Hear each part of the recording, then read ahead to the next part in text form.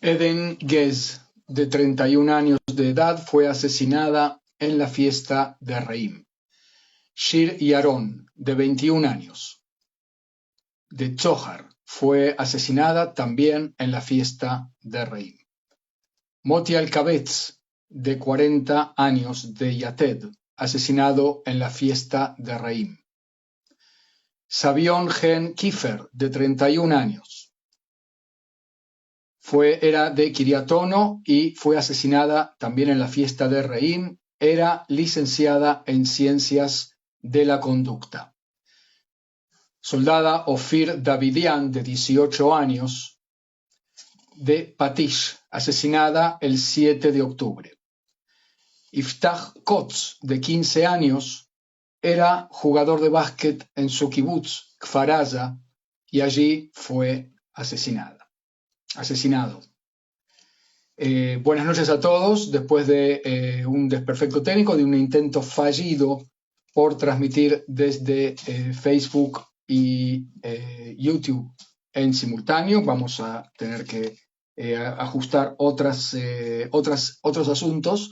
Vamos a continuar acá por ahora con Instagram y les agradezco a todos los que están entrando. Yo entiendo que estamos en una fecha complicada también porque hay elecciones en la Argentina. No sé si tendrá que ver porque allí es más temprano, no hay resultados todavía. Supongo que la gente estará comiéndose un asadito de día eleccionario o algo por el estilo, y hay gente que me estará buscando por YouTube.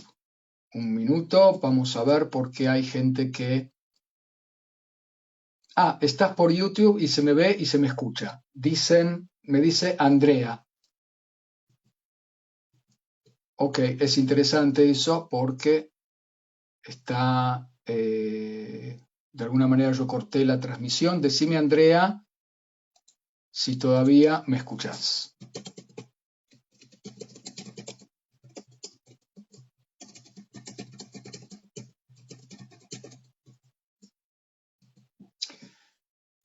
Ok. De todos modos, a mí me parece importante que... ok, ya no solamente en Instagram. Muy bien, muy bien. O sea que sí se estaba viendo y escuchando por YouTube, nada más que yo no lo veía por YouTube. YouTube me decía que no hay ninguna transmisión y que necesito hacer algunas otras cosas antes de salir por YouTube. Pero bueno, vamos a seguir investigando de cómo es este tema y mientras tanto vamos a seguir aquí en Instagram como siempre. Les agradezco la paciencia, me disculpo por los desperfectos. ¿Qué vamos a hacer? Así es la vida del influencer novato. ¿Qué le vamos a hacer? De todos modos, me parece mucho más importante lo que tenemos para hablar hoy, que es varios temas dramáticos que ocurrieron hoy. ¿Ok? Por un lado, hay avances en el acuerdo por los secuestrados. Hay avances en el sentido de que yo diría incluso dramáticos, o por lo menos ese es el clima que se está creando en Israel a nivel internacional. Y la pregunta es si hay algo concreto o no y cuándo nos vamos a enterar. El gobierno mandó a avisar a sus ministros del gabinete de guerra, que son Benjamin Netanyahu, que son Benny Gantz y Gadi Eisenkot de Mahanea Mamlahti, que es el ministro de Defensa Yoav Gallant, de adelantar la reunión que tenían prevista para las 21 horas, adelantarla de urgencia para las 20, y eso, según diversas informaciones, tuvo que ver con el acuerdo que se está por cerrar con los terroristas del Hamas por la liberación de varias decenas de rehenes. ¿Ok? Eso no lo sabemos, pero sí es importante, hay que saber que hay una serie de expresiones muy optimistas. El primer ministro de Qatar, que está involucrado en la negociación, habla de que el acuerdo entre Israel y los terroristas del Hamas está más cerca que nunca. el viceasesor de Seguridad Nacional de Estados Unidos dice que Israel y Hamás están mucho más cerca del acuerdo que nunca, y el primer ministro de Qatar también agregaba que las diferencias entre ambas partes ya son temas de matices y temas logísticos. ¿Ok? Así que, bueno, hay, como que se dice, estimaciones más optimistas, y esta cosa de que sería inminente el acuerdo, hay que tomarlo con pinzas de todos modos, porque estamos frente al Hamas y no frente a un factor confiable, a un interlocutor confiable de negociación. Estas estimaciones o este acuerdo o este anuncio de acuerdo, la pregunta es si influiría en los combates que está llevando adelante el ejército de Israel. Y la respuesta es que el que va a decidir en todo esto es Yihya Sinwar, así que no se sabe hasta qué ocurre, pero la influencia que tiene realmente en los combates son que, a ver, Israel está todavía en el norte de la Franja de Gaza. Se supone que la gran cúpula del Hamas está en el sur de la Franja de Gaza, precisamente en la ciudad de Jan Yunes, donde también hay túneles, donde también Israel tiene que entrar a actuar ahí. Y en Gaza, además de lo que les voy a contar ahora del hospital Shifa, el ejército tiene rodeado a un batallón del Hamas que está, a uno o dos batallones que están dentro de dos barrios específicos. Uno de ellos es Zeitune, ¿sí?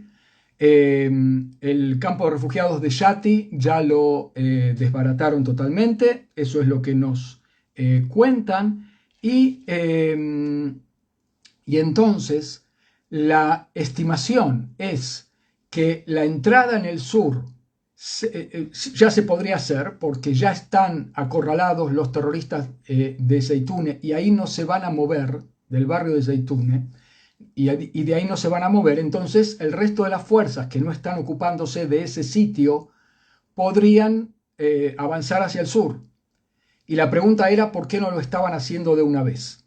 Y aparentemente la respuesta tiene que ver con esto de que un acuerdo, si se empieza a atacar y en el medio hay que parar el ataque porque hay un acuerdo por liberación de rehenes, eso es muy inconveniente. Entonces, aparentemente la elección táctica fue esperar, aguantar con el ataque en el sur, hacer el acuerdo por la liberación de rehenes y después atacar en el sur, de un modo, ya después de los 5 días de tregua, atacar en el sur. ¿Ok? El optimismo está fortalecido por el hecho de que Yihya Sinwar había dicho que no iba a haber tregua hasta que no se... que Sinwar había dicho que no va a haber acuerdo por liberación de rehenes si el ejército israelí entra en el hospital Shifa, que es uno de los centros nerviosos del Hamas. No es el gran centro nervioso del Hamas, pero es uno de los más importantes. Entonces, nosotros no vamos a hacer ninguna negociación por la liberación de rehenes. Y hete aquí que Israel sí entró en el hospital Shifa, y de todos modos Yihya Sinwar está negociando por la liberación de rehenes. ¿Cuáles serían esos rehenes? Aparentemente se habla de 53 niños y madres. Hay alrededor de 40 niños que serían liberados junto con sus madres. Israel los quiere a todos, pero el Hamas dice: yo no puedo técnicamente reunirlos a todos y juntar la cantidad necesaria que me están pidiendo. Y entonces Israel le dice: ¿sabes qué? dame la misma cantidad, no importa si son niños o no, y sus madres, dame a otros que tengas en ese mismo número, es como que te estamos dando crédito. Y empezamos la tregua. Por supuesto que además había un tema de pulsos, de liberación por cuotas y de tregua por cuotas. Y si durante la tregua logras encontrar a todos los demás, entonces estamos dispuestos a hablar de alargar la tregua. Eso es un poquito cómo sería la dinámica. Como ven, súper embrollado, súper complicado todo. ¿Ok? Imagínense cuando las familias escuchan toda esta historia, este lío, la sensación que deben tener. Además, nos avisaron a las 8 de la noche que era inminente este acuerdo y llamaron a los ministros de urgencia a reunirse en el seno del gabinete de guerra. Son las 10:18 ya y todavía estamos esperando. No hay, hasta donde yo vi. Yo mientras hablo con ustedes voy a poner Ynet, porque capaz que me estoy comiendo algo que no debería ignorar. Entramos en Ynet. ¿Ok? No.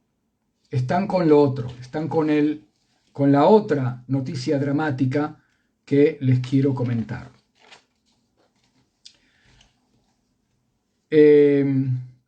Lo que Daniel Hagari, portavoz del ejército israelí. Claro, Eliana Kelmeses, ¿cómo te va? Pregunta cuándo va a ocurrir el acuerdo. Y por eso me fijé, porque capaz que ya se había firmado, capaz que ya se había concretado, quizás ya están liberando esta noche a los rehenes, y por eso yo quise poner en pantalla, en vivo y en directo, el sitio más confiable de noticias, que se supone el más rápido en actualizarse, y no lo veo ahí. De todos modos, Daniel Hagari sale en vivo a dar su conferencia de prensa de todos los días y nos cuenta lo siguiente. Y nos lo muestra también. En el hospital Shifa se encontraron dos cosas importantes. Una que es una boca de túnel muy camuflada. Es decir, él dice, en el Hamas invirtieron mucho esfuerzo y mucha energía en camuflar esta boca de túnel. Y al entrar por la boca del túnel nos encontramos con un montón de cosas. Nos encontramos con espacios, oficinas, medios de combate, también una camioneta abajo, en un túnel que tiene alrededor, dicen, un edificio de 3 pisos, decenas de metros hacia abajo. Ahí está el túnel. Y eso está en el predio del hospital Shifa.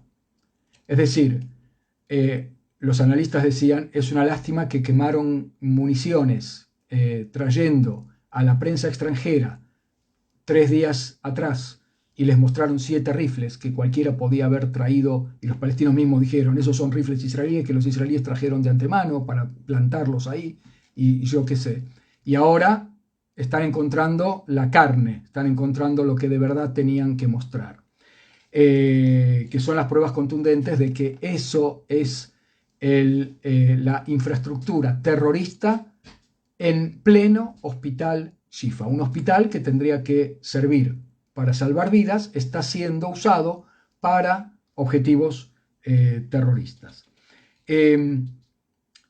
Lo otro que va a mostrar Daniel Hagari, y lo vimos y seguramente se van a convertir en virales las imágenes, es de las cámaras de seguridad del hospital Shifa, mostrando que es el 7 de octubre, mostrando que son alrededor de las 11 de la mañana, y están entrando amarrado a un rehén, a 2 rehenes en realidad, de Nepal y de Tailandia, trabajadores extranjeros que trabajaban en la agricultura en los kibutzim de la zona.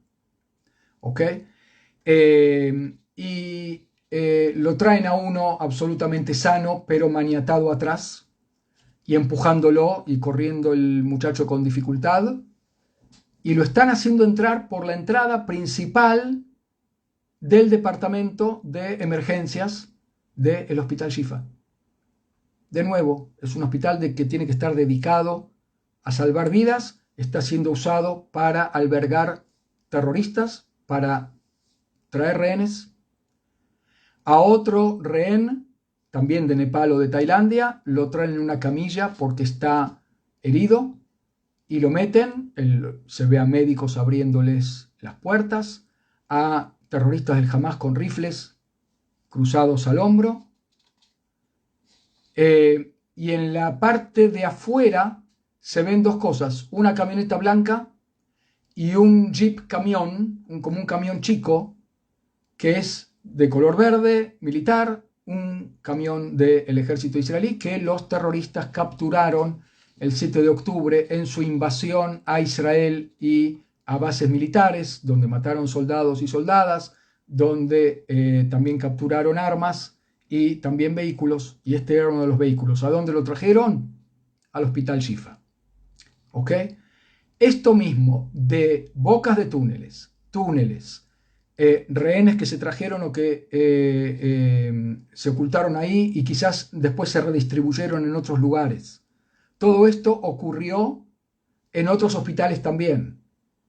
El de Shifa es el más simbólico, es el hospital más grande, es donde seguramente abajo del hospital van a encontrar más y más cosas, nos las van a ir mostrando, pero esta es la prueba contundente.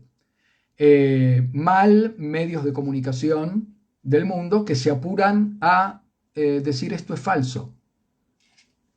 Está bien, no hay pruebas, quieren más pruebas. Obviamente, la entrada de dos rehenes y que fueron reconocidos por la embajada, porque esto se comunicó antes de mostrárselo a la prensa, se lo comunicaron a las embajadas de Tailandia y de Nepal, y estos a su vez avisaron a sus familias también, a las familias de estos rehenes, y sus caras de todos modos aparecieron borroneadas para respetar su intimidad y la intimidad de la familia. Pero es decir, hay que mostrar más cosas a la prensa internacional que justo en este tema es incrédula. Y hay otro tema en que la prensa internacional es incrédula. Yo quiero ver si no me estoy salteando algo importante antes de pasar a otro tema. Mientras tanto, por favor, pongan sus preguntas. Yo veo que hay algunas. Ahora voy a la pregunta de Bea. Si las pueden poner en el signito de preguntas y si no, en el chat.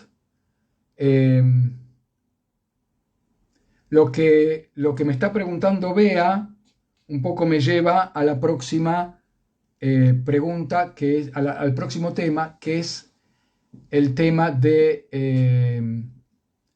los rehenes muertos. No solamente los rehenes muertos, sino también el tema de las violaciones. ¿Ok? A ver. Con respecto a Noa Marciano, se encontró la casa que quedaba a unas decenas de metros del hospital Shifa, donde la habían tenido a Noa o donde habían ocultado su cadáver. Lo que dice Daniel Hagari es lo siguiente, y a mí me gusta Daniel Hagari porque va con la verdad, admite la verdad, y cuando dice que nos cuenta la verdad, es decir, en lo que les voy a decir ahora no tiene por qué mentir. Y dice lo siguiente: es cierto que Noa resultó herida en un ataque, en un proyectil que se lanzó a la casa donde la retenían. El terrorista que la retenía murió y Noa resultó herida, pero no murió por ese proyectil. No resultó muerta por fuego de Tzal. Después, averiguando con información de inteligencia, nos enteramos que Noa fue llevada herida al hospital y ahí, en lugar de curarla, la asesinaron.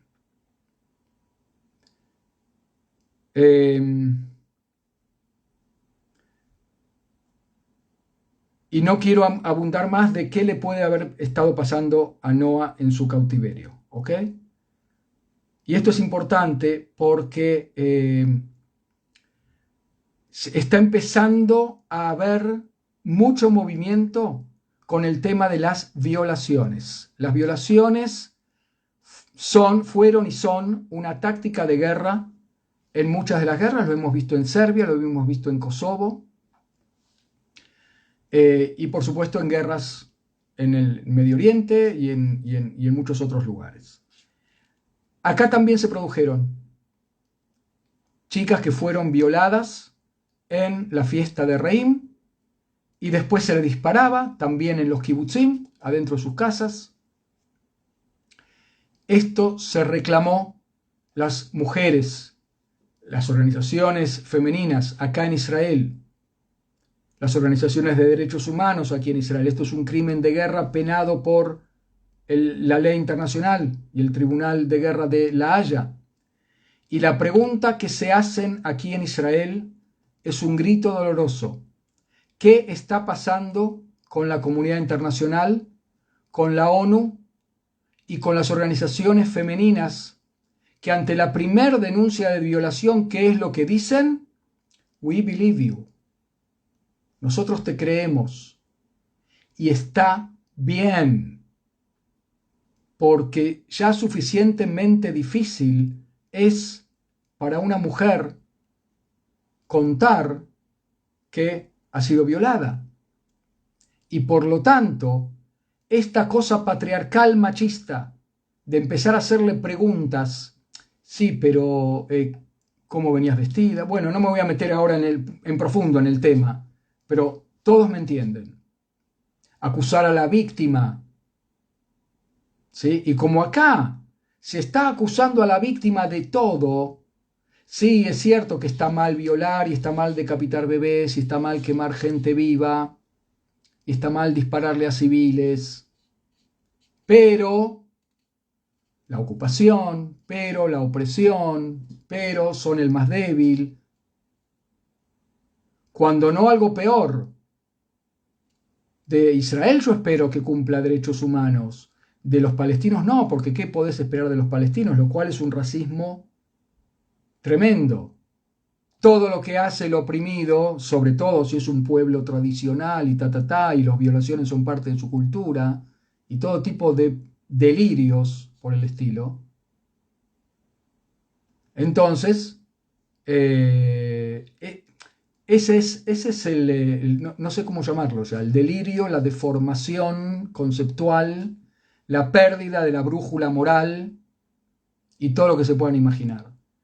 Y entonces ya salen, incluso lo voy a tratar de conseguir, lo acabo de ver, una actuación, un acting que están empezando a difundir, donde una chica israelí va a las Naciones Unidas y se queja de que la violaron y le empiezan a preguntar, le empiezan a hacer preguntas, momento, el que te violó era árabe, pero entonces, espera, quiero un poco más de trasfondo, de datos, de contexto, ¿vos sos israelí?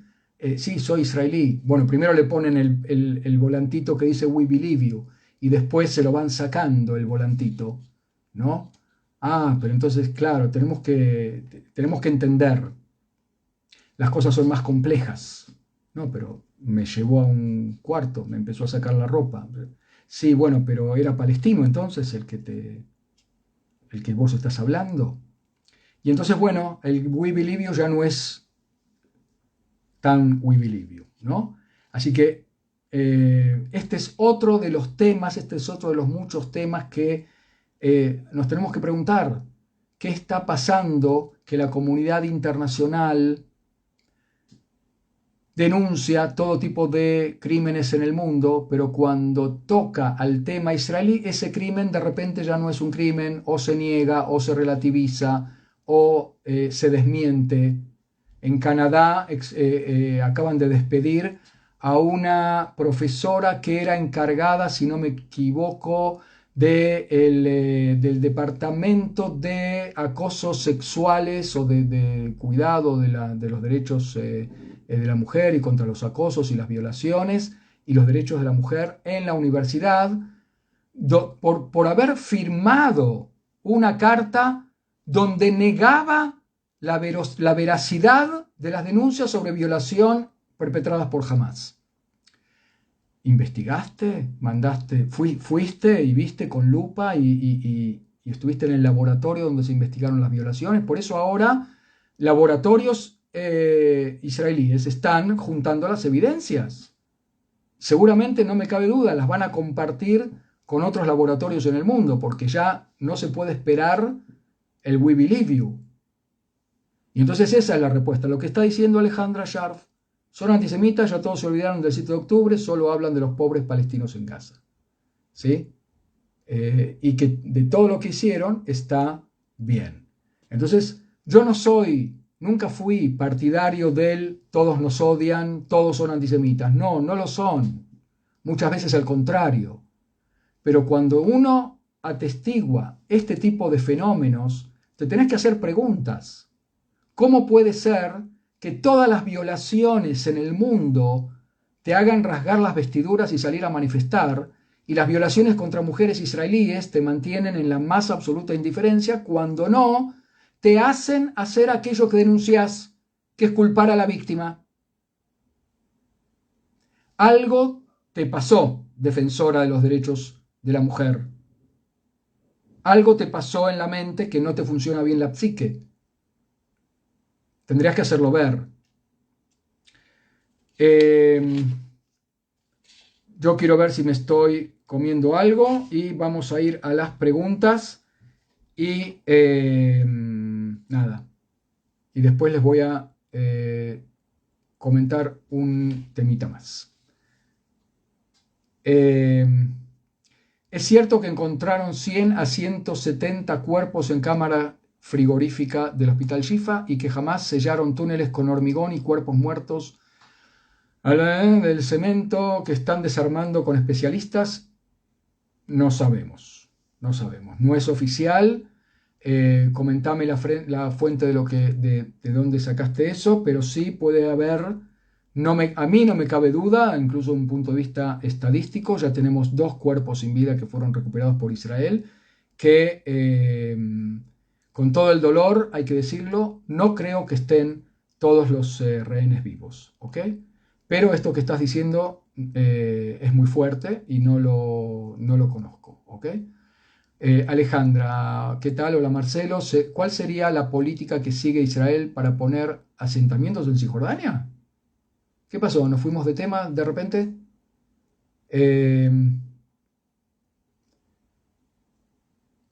Habría que empezar a hablar de todo un tema que prefiero no tocarlo en este momento porque nos desviaría mucho del tema, ¿ok? Quise poner asentamientos. ¿Esto no es contraproducente? No, pero ahora no se están poniendo asentamientos, ¿vale? Estamos a 20 años de que no se construyen asentamientos nuevos en Cisjordania. Lo que sí se hace es construir asentamientos, construir casas o nuevos barrios en los asentamientos existentes por un tema de crecimiento demográfico, natural, una cosa así. No es que esté bien la comunidad internacional, o sea, Estados Unidos y la ONU y Europa protestan cuando esto ocurre, pero no han sido históricamente obstáculo para la paz. En los acuerdos de Oslo se iban firmando los acuerdos con construcción en los territorios. De repente, la parte palestina, o sea, la autoridad palestina pone como condición volver a la mesa de negociaciones solamente si Israel para de construir en los territorios. Tampoco eso funcionó porque durante la época de Obama se dejó de construir en los territorios durante 10 meses y los palestinos, la autoridad palestina, no vinieron a la mesa de negociaciones de todos modos. Es decir, que las cosas son más complejas. Lo único que podemos decir es que, por un lado, no son ilegales los asentamientos porque los territorios no son de soberanía palestina ni de nadie más. Está bien que hablemos un minuto más de eso. Los territorios de Cisjordania y Gaza, ¿desde qué punto de vista no son territorios ocupados? Para que haya territorio ocupado según la ley internacional tiene que haber una soberanía previa. Por ejemplo, la península del Sinaí de Egipto era de Egipto. Cuando Israel la toma en 1967 se puede hablar de territorio ocupado y por lo tanto en 1979, cuando se firman los acuerdos de Camp David, la palabra es devolver. Israel le devuelve a Israel la península de Sinaí a cambio de paz y reconocimiento. ¿Ok? Lo mismo pasa con los Altos del Golán. Los Altos del Golán eran de Siria y el día de mañana, a pesar de que Israel lo anexó, según la ley israelí, eso es territorio israelí, pero no según la ley internacional.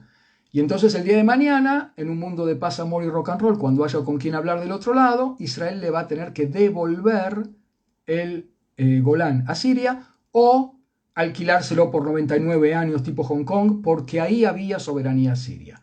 No ocurre lo mismo con Cisjordania y Gaza. No pertenece a nadie. Hay dos territorios en el planeta, más o menos, que son que no fueron atribuidos adjudicados a ninguna soberanía. Y esos son, uno nos toca como argentinos, a los que somos argentinos acá, que es la Antártida. Y a los chilenos también, tengo malas noticias para ustedes. La Antártida chilena tampoco es chilena. Y el otro territorio en el mundo es Cisjordania y Gaza. Y entonces, aún los que apoyan o apoyamos la tesitura de dos estados, el día de mañana la palabra no va a ser devolverles territorios a los palestinos, sino entregarles territorios a los palestinos, para que por primera vez tengan su estado independiente, porque nunca lo tuvieron. El problema es que hay lo que se llama un derecho consuetudinario donde la comunidad internacional considera.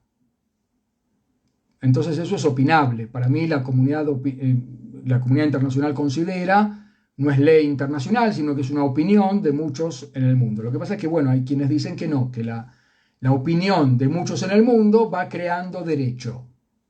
Ok, ningún problema. Pero mientras tanto, mientras no está adjudicado a ninguna soberanía, los asentamientos son tan legales o ilegales como nuevos poblados palestinos que se creen. Y hoy en día hay un problema muy grande porque también los palestinos están creando nuevos asentamientos en los territorios C, que la misma autoridad palestina había aceptado en 1995 en el marco de los acuerdos de Oslo II, que esos iban a ser territorios en control, no en soberanía, pero sí en control del ejército de Israel. Así que bueno, dije que de alguna manera no son el tema de hoy, pero van a ser el tema de nuevo dentro de poco. Después de esta guerra va a haber que hablar otra vez de ese tema, ¿ok?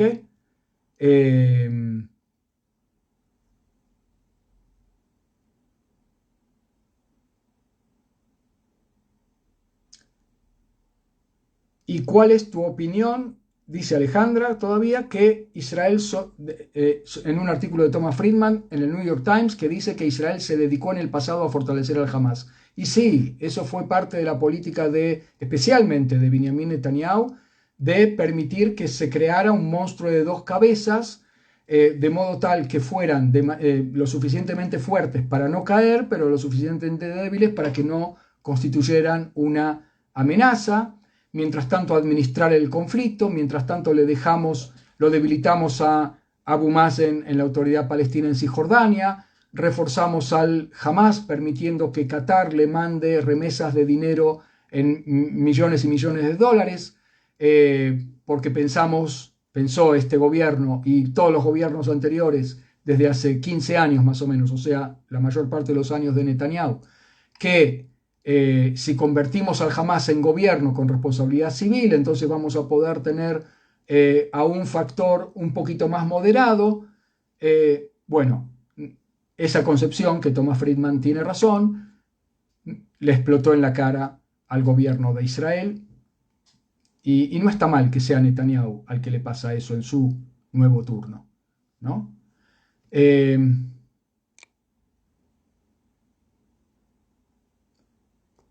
Perdón, dice Nani. Me enganché unos minutos tarde en el vivo. Este supuesto acuerdo de intercambio de rehenes fue informado públicamente por parte del gobierno a la ciudadanía israelí. No hay acuerdo todavía. Eso yo también me ocupé de subrayarlo. Hay como movimiento de inminencia. ¿sí? Pero se puede pinchar, porque del otro lado tenemos a Ijia Sinwar, ¿ok? Y hasta que no, se informe oficialmente, como decís, no hay acuerdo, ¿de acuerdo? O sea, eh, así que oficial no es. Yo quiero ver si tenemos más comentarios o preguntas.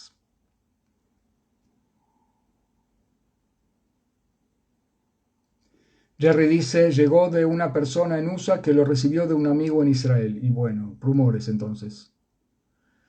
Hola Marcelo, la única solución es estar más y más fuerte. ¿Qué te parece? Y hasta nuevo aviso. Ah, Osvaldo Gordín, ¿cómo te va? Eh, Hay quienes dicen Israel siempre va a tener que vivir sobre su espada. Hasta nuevo aviso, sí. Sí, porque acordate que después del desafío del Hamas, ahora voy a recuperar una nota sobre geopolítica en el Medio Oriente que nos habla de cómo la guerra en Gaza es solamente una partecita del tablero de ajedrez mucho más grande que se está dando acá. No sé si la única solución.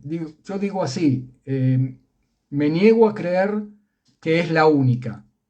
Sí digo que es la única manera de sobrevivir en tanto y en cuanto a través de la vía política y diplomática no se logre llegar a acuerdos. Si a los acuerdos se llega y a la paz por la vía diplomática y por la vía de acuerdos. Pero la fortaleza, la superioridad militar de Israel en el Medio Oriente tiene que estar garantizada y por eso en cada acuerdo que Israel hace, uno de los apartados del acuerdo lateral con Estados Unidos es vos me garantizás, aunque le des aviones F-35 a Arabia Saudita en el marco, perdón, a Emiratos Árabes Unidos, en el marco del acuerdo que ya se firmó en 2020, Estados Unidos vos me tenés que garantizar la superioridad militar, no tengo problema con los aviones F-35, incluso le voy a prestar mis pilotos para que los instruyan a los pilotos de ellos, pero yo voy a tener superioridad militar y eso me lo tenés que garantizar y Estados Unidos se lo garantiza. ¿Tá? Es decir que las dos cosas, paz con superioridad militar. Marisa Berman, ¿cómo te va? Eso se llama odio, el odio es selectivo. Si te referís al tema de las violaciones que tratamos recién, sí. Vea Fine cómo cada vez se corre el mito de que Israel es un país fuerte y líder. No entiendo si te referís a que disminuye el mito que Israel es un país fuerte y líder o que sea fuerte y líder es solamente un mito.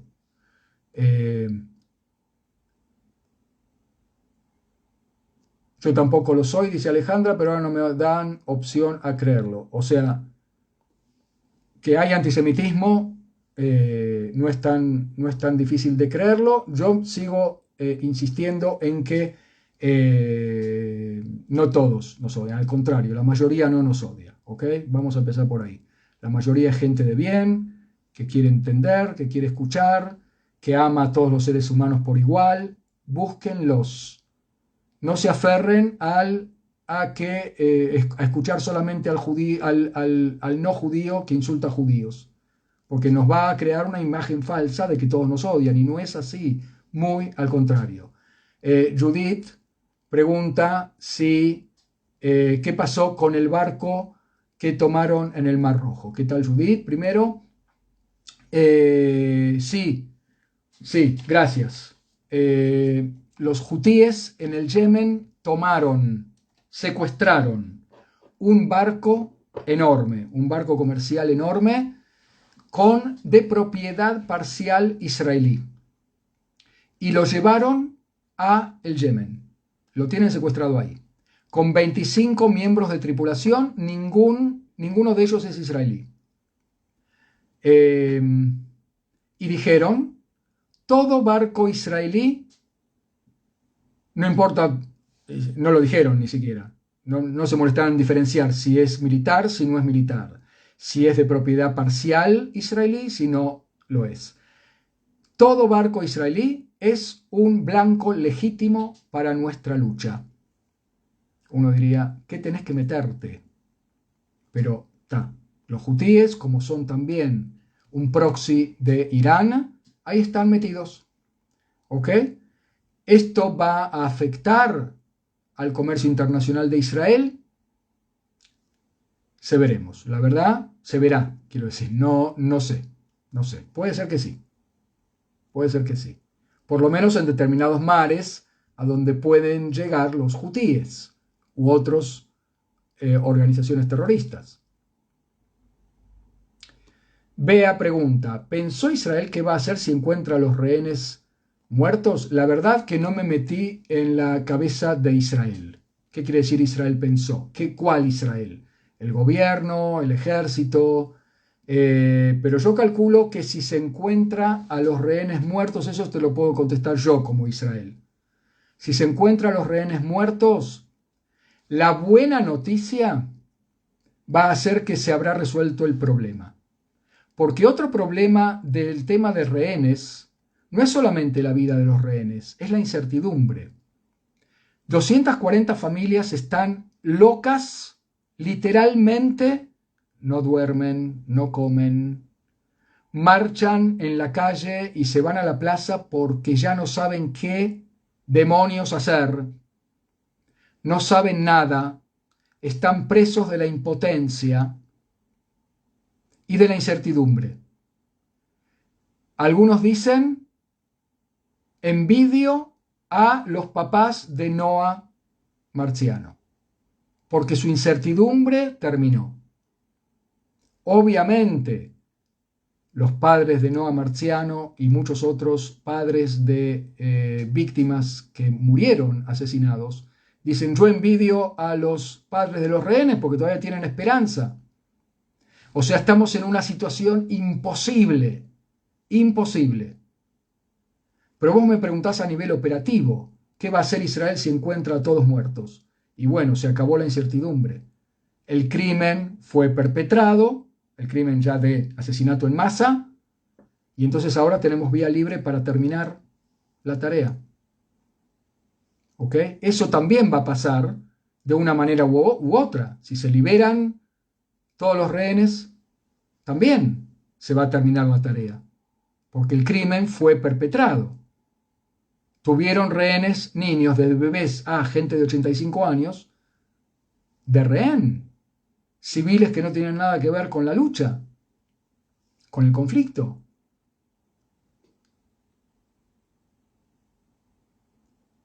Quiero ver si no me estoy comiendo algo.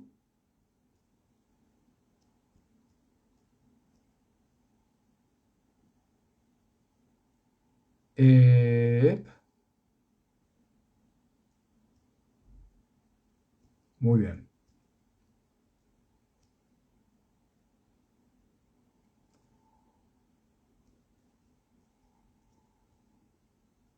Marisa Berman dice, el problema es que si la prensa es antisemita, por más evidencias que mostremos, ellos lo comunican como quieren y dicen que esas fotos son fake news.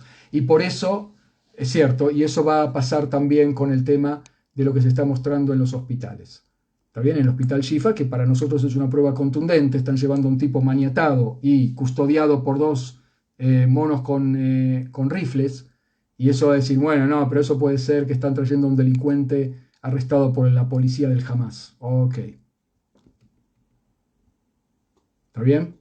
Bueno. Perdón. Acá se agregaron preguntas.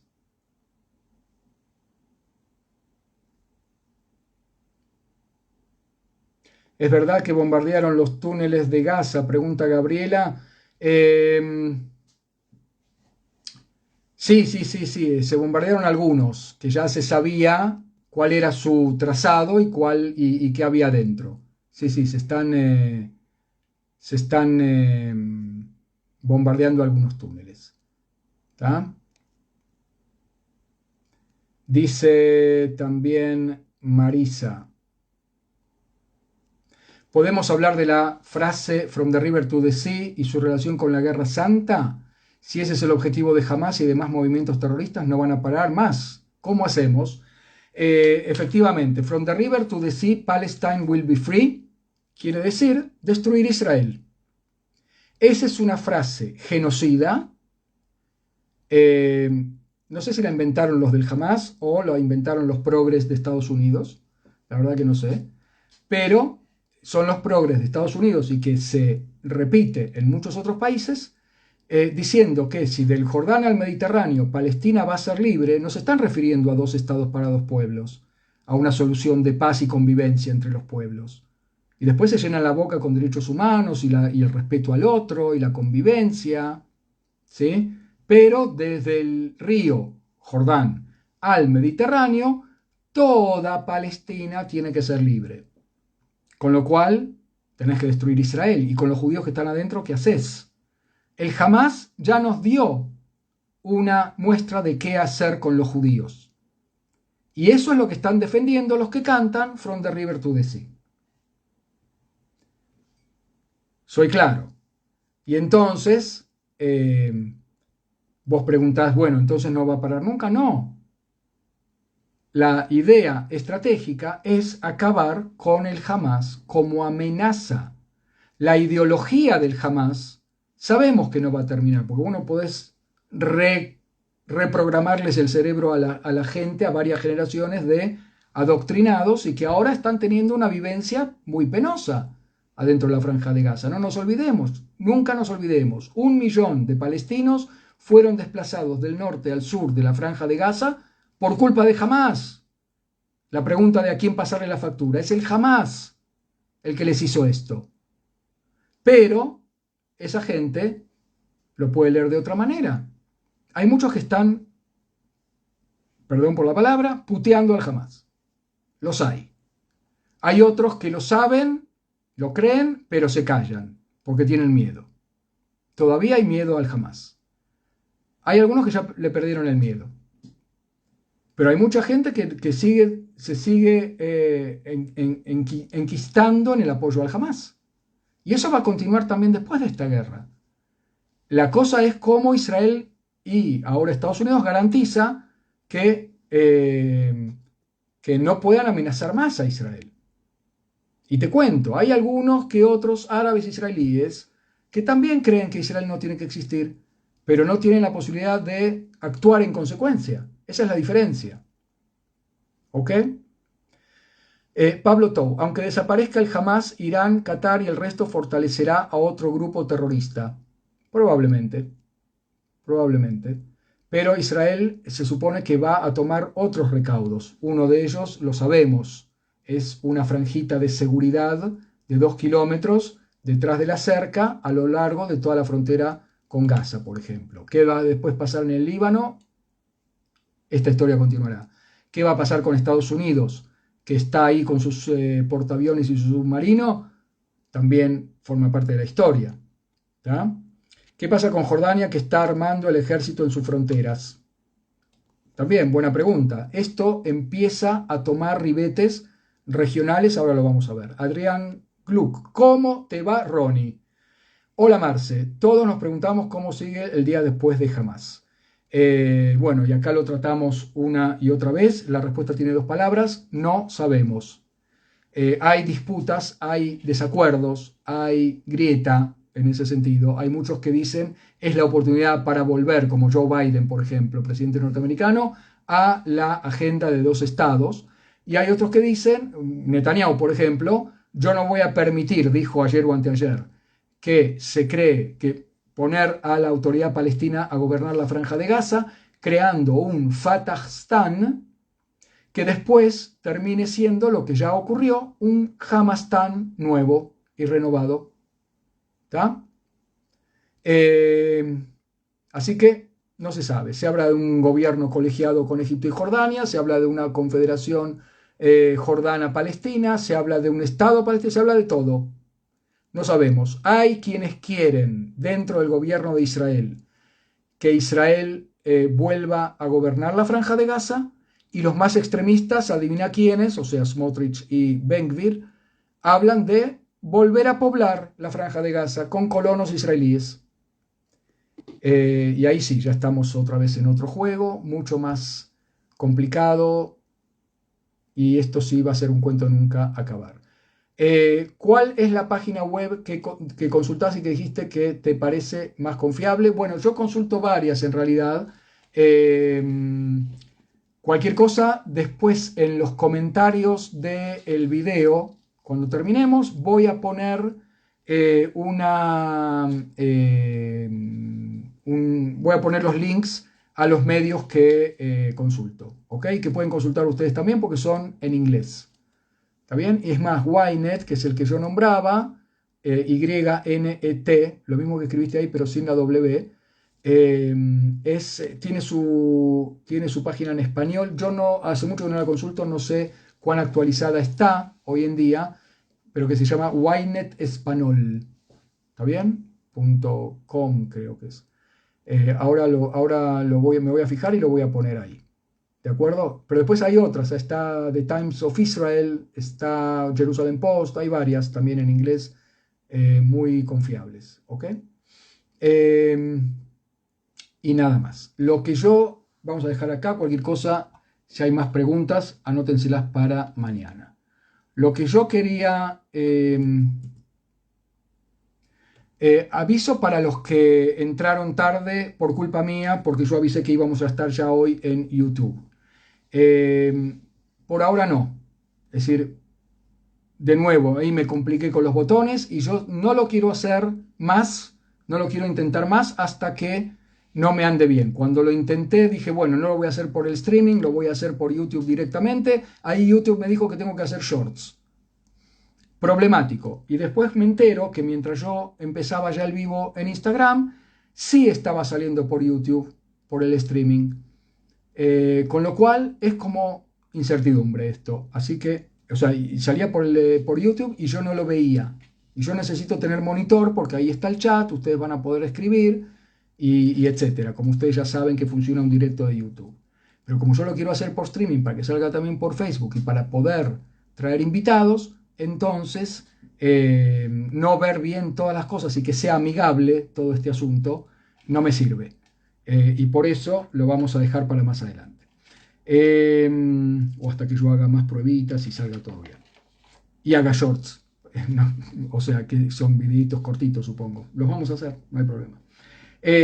Gente, les quiero traer medio leído y medio resumido un análisis que se publica el viernes en Yediot Ahronot y que dice, Yediot Ahronot es el medio en hebreo, el diario, uno de los más importantes de Israel, si no el más importante, y que Ynet, el que estoy nombrando como portal en internet, es su portal internet, es el portal en internet de Yediot Ahronot. En el suplemento político del diario Yediot Ahronot del viernes, lo que se llama el Musaf a Shabbat, el suplemento de Shabbat, Ben Dror Yemini, uno de los periodistas más lúcidos y con el que yo más me identifico desde el punto de vista de su línea editorial, dice lo siguiente: no sabemos todo. Nuestra guerra en Gaza emerge como una parte solamente de una partida de ajedrez global y regional más grande.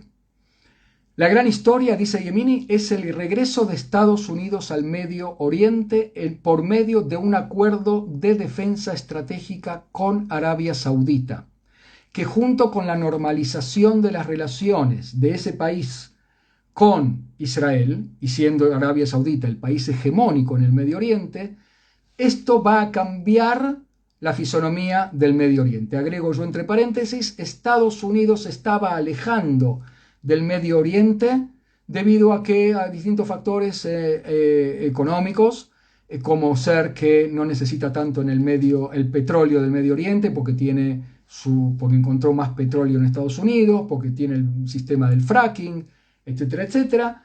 Y eso estaba creando un espacio vacío que estaba siendo ocupado, no hay espacios vacíos, nada menos que por Vladimir Putin, presidente de Rusia.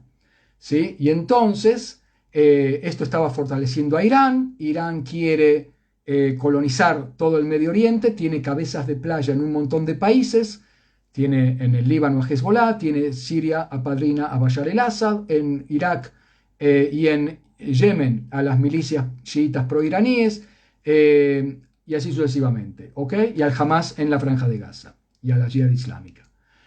En el marco de este entramado de regreso de Estados Unidos al Medio Oriente, Netanyahu le prometió a Biden, atención con esto, porque no se está manejando en los medios, congelar la construcción, hablábamos antes de eso, de casas en los territorios de Cisjordania. No hay protocolo de esa reunión ni de esa promesa, y Netanyahu seguramente, si le preguntan, lo va a negar de plano, dice Yemini. Esto fue el 20 de septiembre. Horas después, el mismo día, MBS, o sea, Mohammed bin Salman, el que gobierna de facto como príncipe de Arabia Saudita, daba una entrevista para Fox News en la que afirmaba que el acuerdo con Israel está cada día más cerca. O sea, Israel estaría pagando una especie de impuesto que sería congelar la construcción en los territorios a cambio del acuerdo de normalización de relaciones con Arabia Saudita. Seguramente son malas noticias para la coalición, esta promesa que le habría hecho Netanyahu a Biden, porque los partidos de Smotrich y Ben-Gvir no se quedarían en el gobierno si esto realmente resulta ser así. Pero en una realidad en la que Hamás actúa como chico de los mandados de Irán, emprendiendo un ataque a Israel destinado a frustrar este acuerdo con Arabia Saudita y el regreso de Estados Unidos a la región, frente a este llamado eje del mal encabezado por Rusia, en buena medida China e Irán en su centro, Israel necesita desesperadamente a Estados Unidos. Del eje de Estados Unidos, Arabia Saudita, que incluye también a los países de los acuerdos de Abraham para enfrentar los desafíos estratégicos. En este contexto, el congelamiento de la construcción de asentamientos en Cisjordania es un precio menor y no será una concesión de Israel, sino un logro de Israel, aun si Smotrich y Ben-Gvir piensan al revés. ¿Por qué? Porque Ben-Dror Yemini sí considera que seguir construyendo en los territorios nos va a conducir a un Estado binacional, que es el fin del proyecto sionista en realidad, que es un Estado con mayoría judía y democrático. En esta etapa se puede decir que el intento por frustrar este megatratado y el regreso de Estados Unidos a la región geopolíticamente hablando no se logró, sino al contrario. Arabia Saudita solo congeló su proceso de normalización con Israel, no lo anuló, y Estados Unidos se vino con todo y portaaviones y submarino nuclear. Es más, muchos ven en el envío de estas tropas masivas al Mediterráneo y al Mar Rojo un intento de evitar que la guerra se extienda a toda la región. Pero muchos analistas militares dicen exactamente lo contrario. Estados Unidos no va a emprender semejante movilización de tropas sin precedente, solo para persuadir a sus enemigos. Solo para disuadir a sus enemigos. Lo repito, lo que dicen estos analistas es: Estados Unidos no va a traer semejantes portaaviones y semejante submarino nuclear a las costas del Mediterráneo y al Mar Rojo solamente para disuadir a sus enemigos y a decirles don't, dos veces. O sea, las está trayendo para usarlas, según esta tesitura. Es posible, en cambio, que exista un interés en común estadounidense, israelí y árabe de aprovechar la oportunidad para golpear duro también a Hezbollah, el proxy iraní, y quizás, solo quizás, una oportunidad también para atacar a Irán. Esto es suposición, pero apoyada por esta pregunta: ¿cuándo se dará otra oportunidad semejante? En este contexto, más todavía, el congelamiento de la construcción de unas cuantas casas en los territorios de Cisjordania es plata chica frente a semejante objetivo colosal. El precio es una ganga también si a cambio de eso se logra la normalización con Arabia Saudita.